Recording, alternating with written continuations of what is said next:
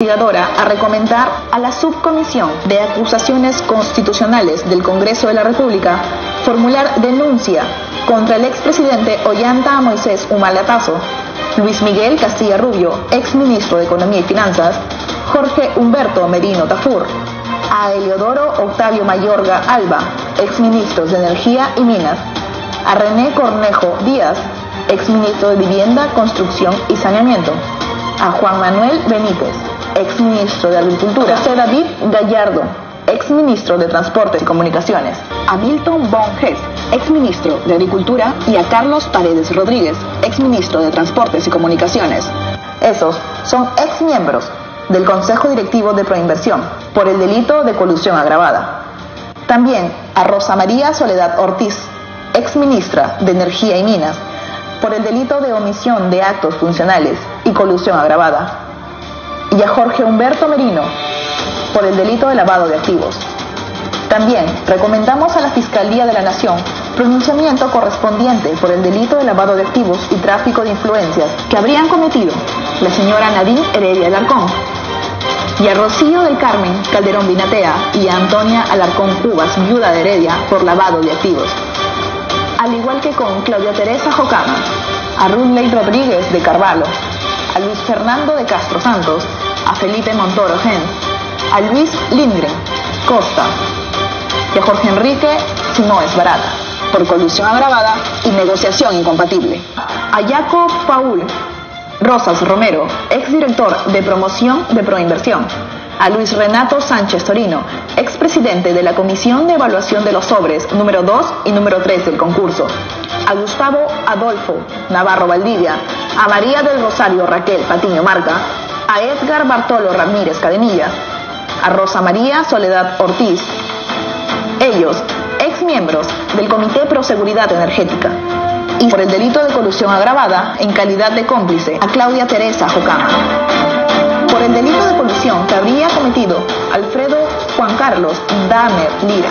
por el delito de colusión agravada que habrían cometido los señores Marcelo Bahía Odebrecht, Jorge Enrique Simoes Barata y Luis Antonio Mameri.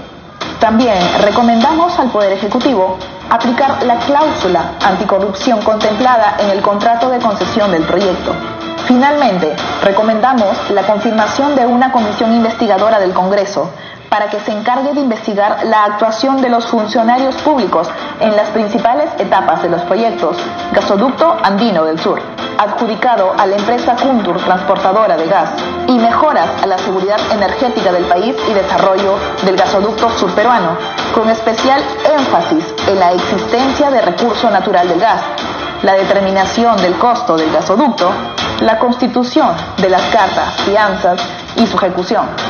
la viabilidad del proyecto y las alternativas sobre su realización, así como la identificación de las empresas que participaron en ambos proyectos, incluyendo, entre otros aspectos, el pago de Odebrecht Perú por las acciones de la Offshore Cusco Pipelines.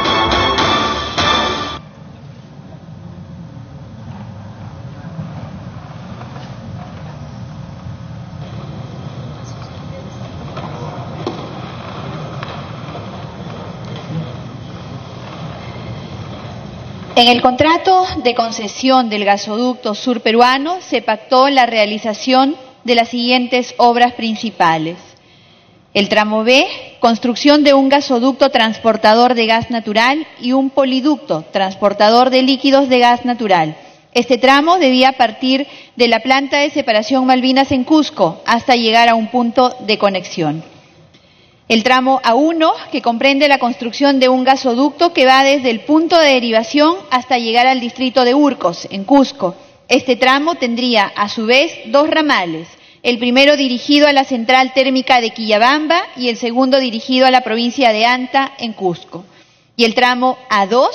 que es la construcción de un gasoducto con origen en Urcos y culminación en dos puntos diferentes, en la central térmica de Mollendo, en Arequipa, y en la central térmica de Hilo, en Moquegua. Los puntos de llegada son también llamados en conjunto nodo energético en el sur del Perú. Más de un año después de su convocatoria, el 16 de mayo del 2014, Proinversión aprobó las bases actualizadas del proyecto y luego de la presentación del sobre 1 resultaron precalificados: Energy Transfer, operador calificado del Sur SAC, Gasoducto Sur Peruano y el Gasoducto Peruano del Sur.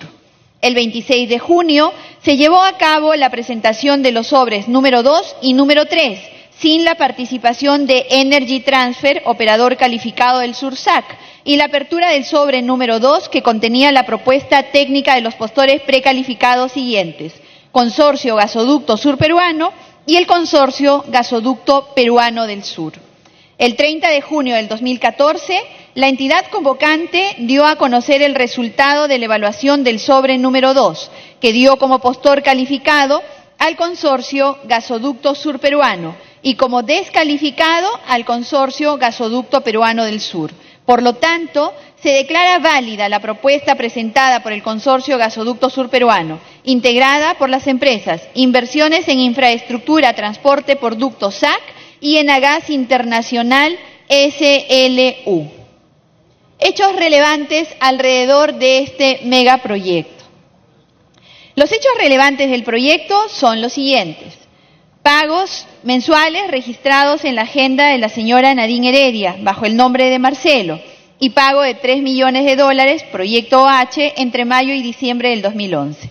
La reunión de Marcelo Odebrecht, Jorge Simoes Barata y Luis Antonio Mameri con el señor expresidente Ollanta Humala en Palacio de Gobierno y el pago de $100 millones a la offshore Cusco Pipelines. El tercero, el mensaje a la Nación del 28 de julio de 2012, en que se expresa la decisión política de concesionar el proyecto Gasoducto Sur Peruano sobre el trazo del Gasoducto Andino del Sur, presentándolo como complementario, cuando en realidad no lo era. Transferencias bancarias entre las empresas de Odebrecht con un sospechoso movimiento patrimonial de Kuntur Inversiones en Infraestructura, OPI y OPIC, empresas de Odebrecht. Convocatoria a concurso de un proyecto no factible y no viable y favorecimiento normativo a Odebrecht. Sexto, las denominadas sesiones no presenciales de proinversión, en que se tomaron acuerdos para favorecer a Odebrecht. Séptimo, la descalificación de Gasoducto Peruano del Sur, la adjudicación de la concesión al postor con oferta más elevada y la consiguiente firma del contrato lesivo al país. Octavo, laudo arbitral a favor de la empresa Kuntur. Noveno, la no aplicación de la cláusula anticorrupción. Décimo, compra de activos y gastos realizados por la señora Rocío Calderón sin justificación de ingresos. 11º, incremento patrimonial de la señora Antonia Alarcón Cubas, viuda de Heredia. Y 12º, compra de inmueble por Jorge Merino Tafur sin acreditar pago en efectivo. Primer hecho.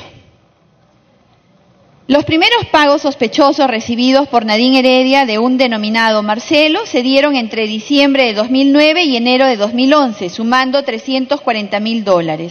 Otros pagos en el marco del denominado programa OH de las planillas italiano de la Caja 2 de Odebrecht se producen entre mayo de 2011 y diciembre del mismo año, cuando Ollanta Humala, el esposo de la señora Nadine Heredia, ya ejercía la presidencia de la República.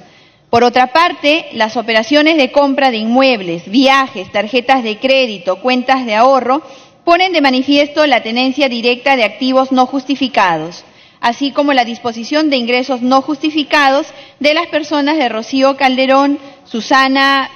Binatea Milla, Nadine Heredia y Antonia Alarcón. Por lo manifestado, existen indicios suficientes para presumir que Nadine Heredia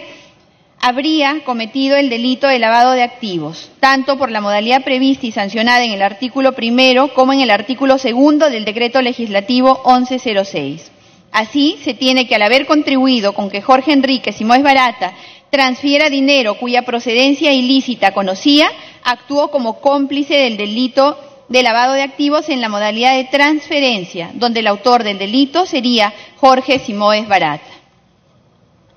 El 28 de marzo del 2012 se produce una reunión entre Marcelo Odebrecht, Jorge Simoes Barata y Luis Antonio Mameri,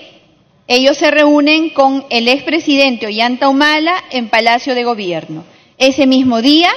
Odebrecht paga $69 millones mediante un depósito en el banco Scotiabank, monto del cual se transfiere a Nueva York $66 millones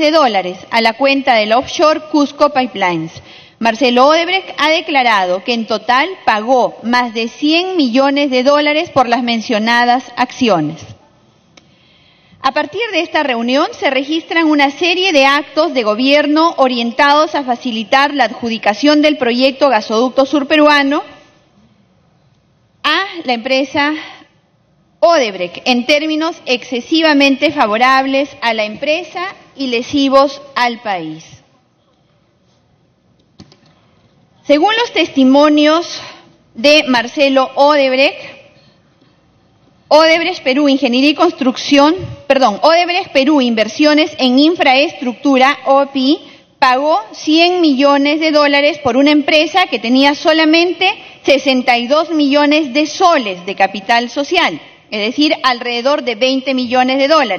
deudas por los estudios de impacto ambiental y otros estudios por $34.2 millones, un contrato de concesión incumplido y una carta fianza de garantía del contrato de concesión por 66.7 millones que debió ejecutarse, pero no ocurrió así, y que tampoco fue ejecutada, que debió ejecutarse durante el gobierno de Alan García, pero no ocurrió así, y que tampoco fue ejecutada durante el gobierno de Ollanta Humala. Por el contrario, se devolvió la carta fianza a Kuntur Transportadora de Gas. La comisión investigadora ha identificado que el destino de $66 millones de los 69 millones depositados por Odebrecht en el Scotiabank como pago por las acciones de Cusco Pipelines en Kuntur Transportadora de Gas fue el JP Morgan Chase Bank de New York. Asimismo, se ha tomado nota que en la operación de compra-venta de las acciones de Kuntur, pagada al accionista Cusco Pipelines, la SUNAT determinó una omisión del impuesto a la renta de 33.211.678 soles, que al cambio de entonces equivalía a $14.936.633.32. Por los hechos señalados, se ha determinado recomendar denuncia constitucional por responsabilidad penal que habría cometido el ciudadano Ollanta Moisés Humala Tazo en su calidad de expresidente de la República por la presunta comisión del delito de colusión agravada, considerando en este acto en calidad de cómplices a Marcelo Odebrecht, Jorge Simoes Barata y Luis Antonio Mameri. Tercer hecho. El 28 de julio del 2012, el expresidente Ollanta Humala, en su calidad de presidente de la República, en su mensaje a la Nación, anunció el proyecto que después tomaría el nombre de Mejoras a la Seguridad Energética y Desarrollo de Gasoducto Surperuano, presentándolo como un proyecto complementario al de la concesión del Gasoducto Andino del Sur, bajo titularidad de Kuntur Transportadora de Gas, empresa 100% perteneciente a Odebrecht desde el 28 de marzo del 2012, fecha en que precisamente Marcelo Odebrecht se reunió con Ollanta Humala en Palacio de Gobierno. De acuerdo con esto, el anuncio presidencial en el referido mensaje habría sido en cumplimiento del acuerdo colusorio materializado exactamente 4 meses antes. Lo indicado ha llevado a determinar la recomendación de denuncia constitucional contra el ciudadano Ollanta Humala en su calidad de expresidente de la República por infracción al principio de buena administración, contenido implícitamente en el capítulo 4 del título primero y específicamente en el artículo 39 de la Constitución Política del Perú, al haber participado en el impulso del lesivo proyecto Mejoras a la Seguridad Energética del país y Desarrollo del Gasoducto Surperuano. Dicha participación consistió en el favorecimiento de intereses privados en desmedro de los intereses de la nación, materializado, en parte, por la emisión de diversos instrumentos normativos, tales como las Resoluciones Supremas 05-2013-EF y 015-2013-EF, que hicieron posible la concesión del citado proyecto, y, asimismo, anteponer intereses privados al garantizar deudas contraídas por la sociedad Gasoducto Surperuano S.A. a través del Decreto Supremo 207-2014-EF. Cuarto hecho.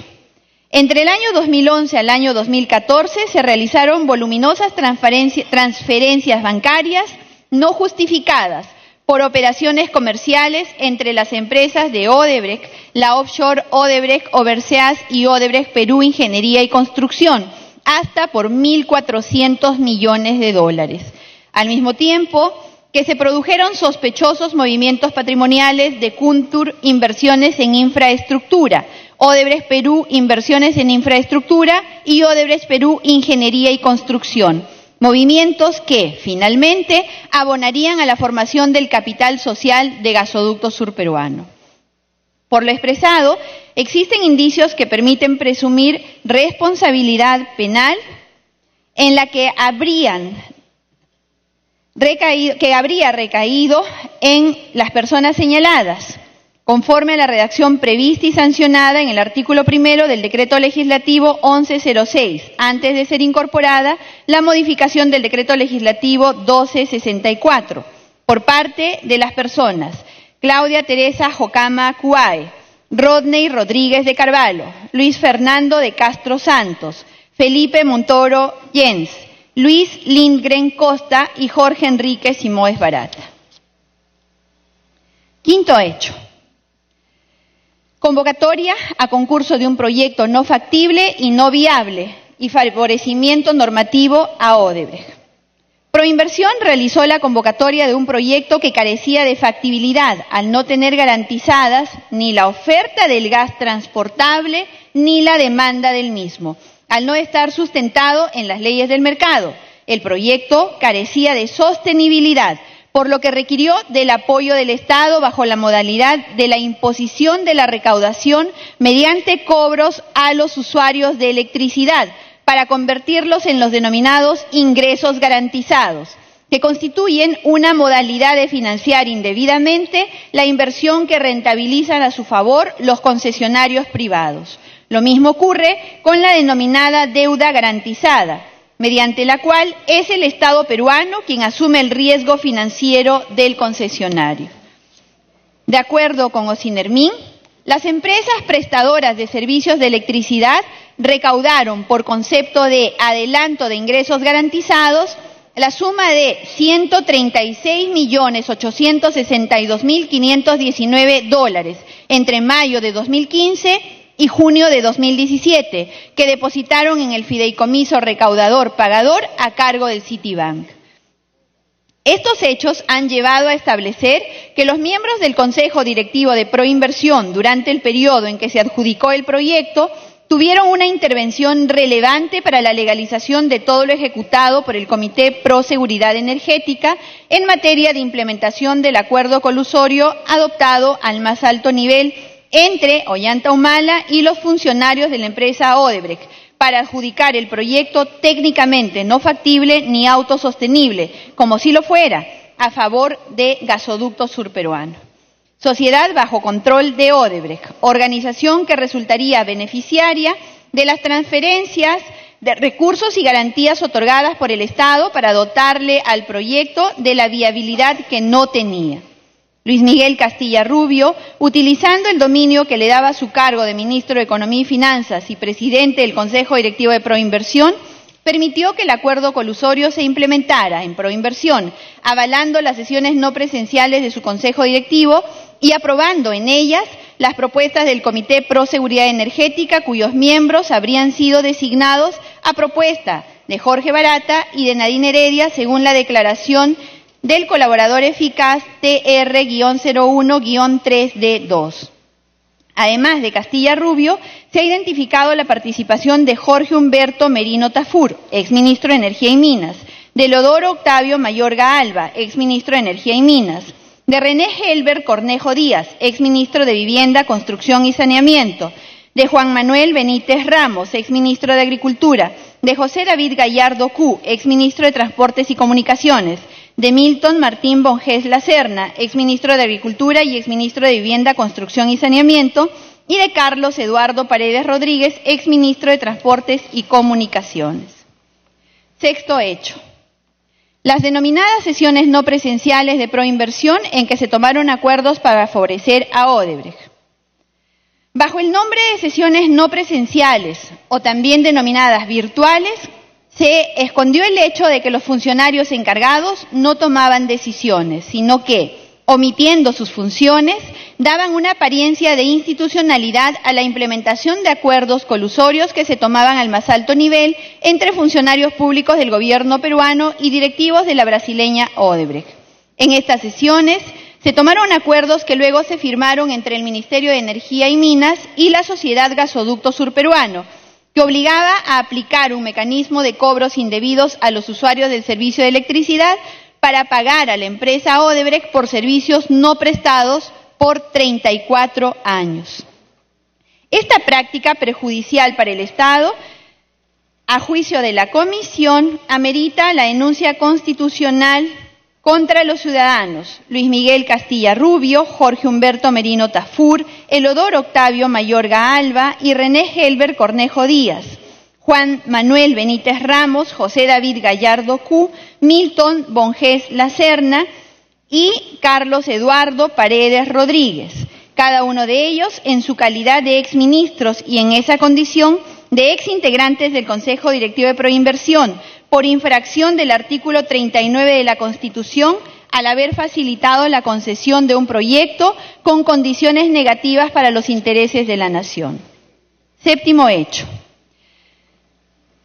La descalificación de Gasoducto Peruano del Sur y la adjudicación de la concesión al postor con oferta más elevada. Marcelo Odebrecht ha declarado que conversó con el presidente de Techint y con GDF Suez, miembros del consorcio Gasoducto Peruano del Sur, el competidor de Odebrecht, con la finalidad de conseguir que Odebrecht se convierta en postor único. Fue precisamente GDF Suez la empresa que redujo su participación, creando la oportunidad para que el Comité Pro Seguridad Energética descalifique indebidamente, transgrediendo las bases del concurso, al competidor de Odebrecht, quedando el consorcio de este, Gasoducto Surperuano, como postor único, lo que era el propósito confesado de Marcelo Odebrecht. Esto dio lugar a que la concesión se adjudicara al postulante que presentó la oferta económica más costosa.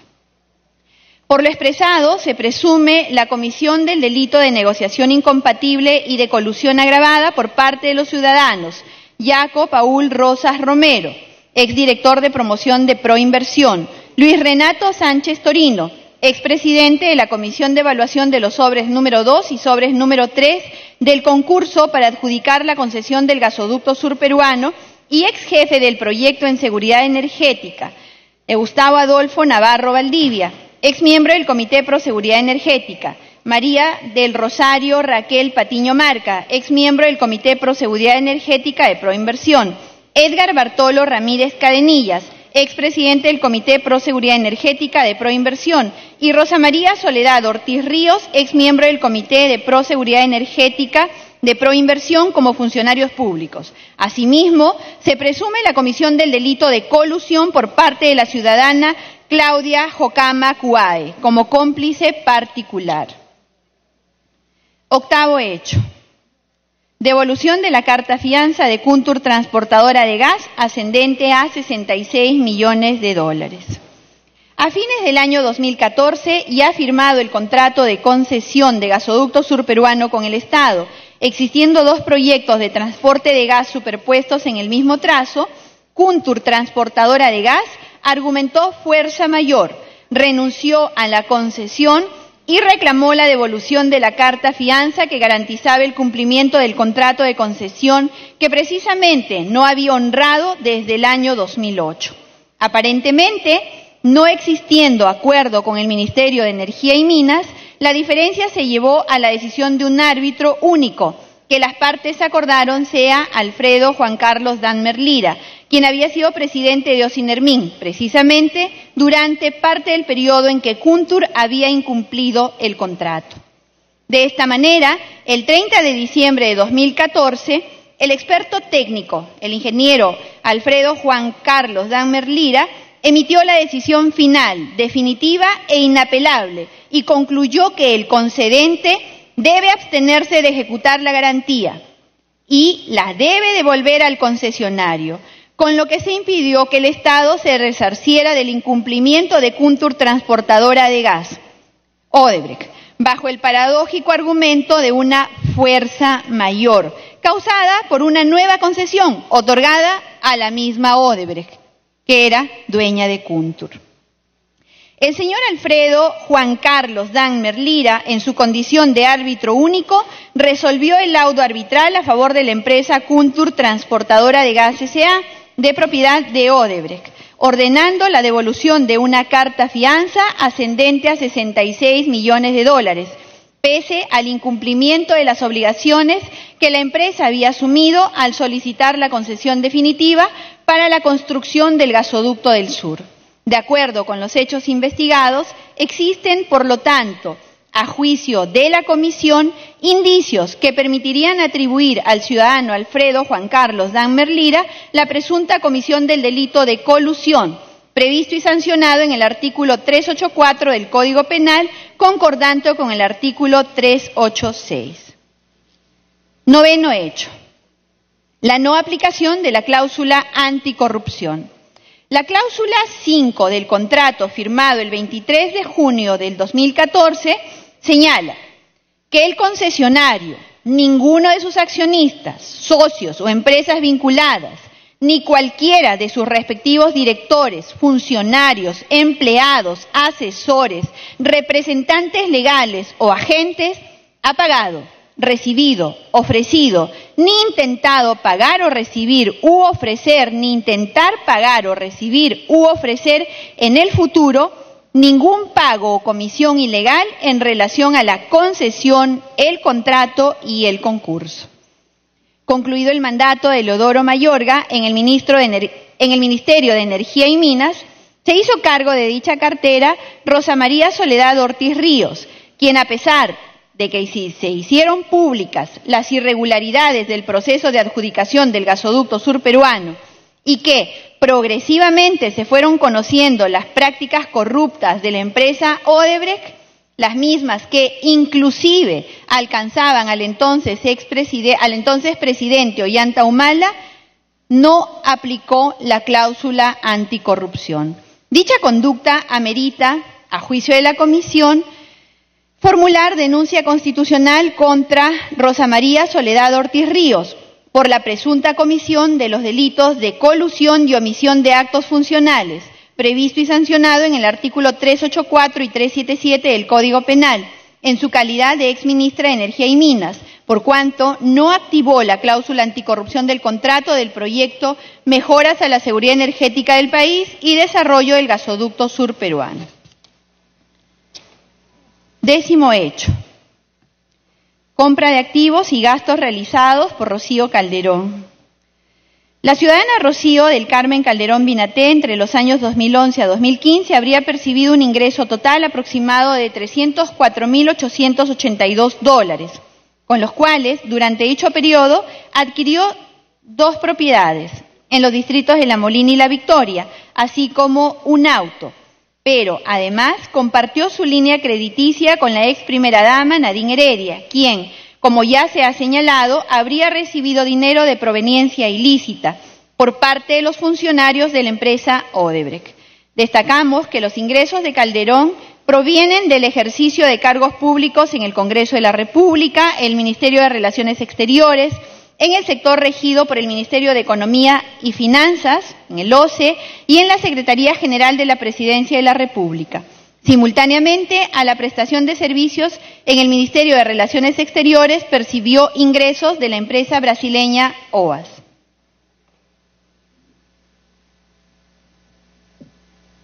Los gastos que, a través de Rocío Calderón, habría realizado la señora Heredia, según se ha identificado, ascenderían a $38.107.84 entre el 2012 y el 2015. En relación con las tarjetas de crédito de la señora Calderón, del 2011 al 2015, destacan gastos por $70.000 en las tarjetas Visa Platinum y $98.000 en 2 tarjetas del Citibank Visa Gold.